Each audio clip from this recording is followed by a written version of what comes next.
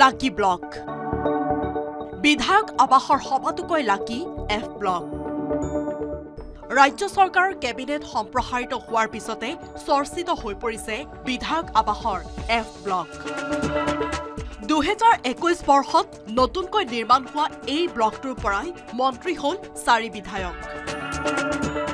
প্ৰথমে 2022 বৰ্ষত জয়ন্ত মল্ল বৰুৱা তাৰ পিছত শনিবাৰে এই ব্লকটোৰে আবাসী কৌশিক ৰায় আৰু ৰূপেশ গোৱালাই শপত ললে মন্ত্ৰীসভাৰ সদস্য হিচাপে মন্ত্ৰী কৌশিক ৰায় দ্বিতীয় মহলাৰ আবাসী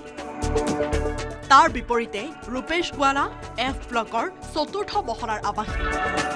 এই তিনিজনৰ উপৰিও এফ ব্লকৰ পৰা বিধায়কৰ পৰা সাংসদ হ'ল অগপৰ ফণীভূষণ চৌধুৰী ক'ব পাৰে তিনিজন হয় কথাটোতো সঁচা কিন্তু ব্লক লাকি নাথাকে লাকি আপুনি নেকি লাকি মও নহয় এইটো আচলতে মাননীয় মুখ্যমন্ত্ৰী মহোদয় আৰু ভাৰতীয় জনতা পাৰ্টিৰ নেতৃত্বই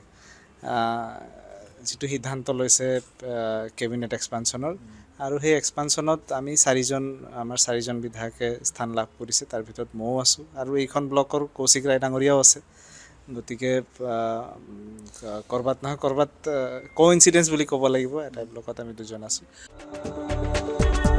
বিধায়ক আবাসৰ এফ ব্লকটো লাকি হোৱাৰ কথা ক'লে আন সতীৰ্থ বিধায়কসকলেও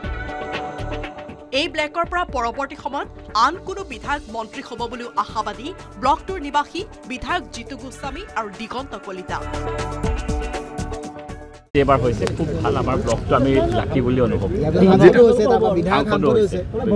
বিধায়ক ডাঙৰীয়া যেহেতু ভৱিষ্যতে মন্ত্ৰী হ'ব নহয় বেলেগ কথা কিন্তু আমাৰ ব্লকটোত লাকি ব্লক এটাত আছো সেইটো একদম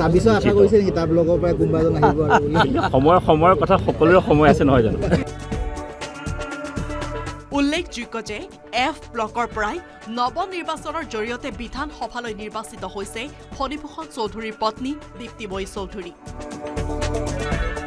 হিৰকজ্যোতি মালাকাৰৰ report news 18 Assam north east